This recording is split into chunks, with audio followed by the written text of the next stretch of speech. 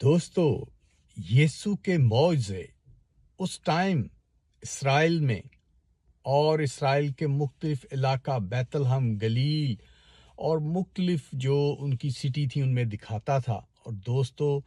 وہ اس کے معجزے دیکھتے تھے اور اس پہ ایمان لائے تھے۔ جو ایک معجزہ یوحنا 6 باب اس کی پہلی آیت میں کہ یسوع 5,000 لوگوں کو کھانا کھلاتا ہے، اور وہ معجزہ ایسا تھا کہ ایک بچے کے پاس 5 روٹیاں اور 2 مچھلیاں تھیں،